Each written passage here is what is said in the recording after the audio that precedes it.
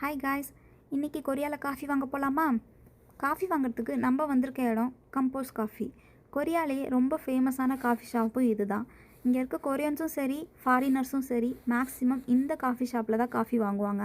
Reason என்னென்னு பார்த்தீங்கன்னா, coffee price வந்து அஃபோர்டபுளாக இருக்கும். நெக்ஸ்ட்டு வந்து டேஸ்ட்டு சூப்பராக இருக்கும். ஸோ இந்த கடையை தான் மேக்ஸிமம் சூஸ் பண்ணுவாங்க. எனக்குமே பர்சனலாக இந்த கடை ரொம்ப பிடிக்கும். நமக்கு வேணுன்ற காஃபியை சைடில் தெரிகிற டிஸ்பிளேயில் சூஸ் பண்ணிக்கலாம். ஸோ பேமெண்ட்டும் இங்கேயே நம்ம பண்ணிக்கலாம்.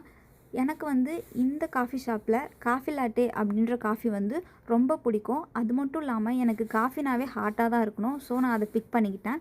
ப்ரைஸ் வந்து 2900 கொரியன் வான், ஐஎன்ஆருக்கு 182 ருபீஸ்.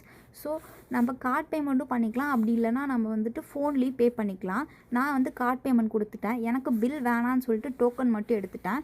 என்னோடய டோக்கன் நம்பர் வந்து 333. ஸோ என்னோடய டோக்கன் எடுத்துகிட்டு போய் நான் வெயிட் பண்ணுவேன். என்னோடய டோக்கன் நம்பர் வரும்போது டிஸ்பிளேயில் வந்து மென்ஷன் பண்ணுவாங்க. அப்படி இல்லைன்னா கூப்பிடுவாங்க. அது வரைக்கும் நான் வெயிட் பண்ணுற மாதிரி தான் இருக்கும்.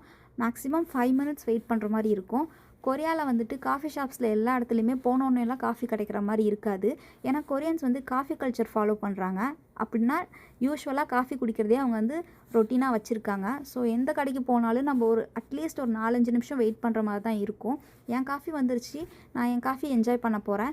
நீங்களும் வந்துட்டு புதுசாக ஏதாவது விஷயம் இந்த மாதிரி கற்றுக்கிட்டிங்கன்னா அந்த விஷயத்த கமெண்டில் சொல்லுங்கள். பாய்.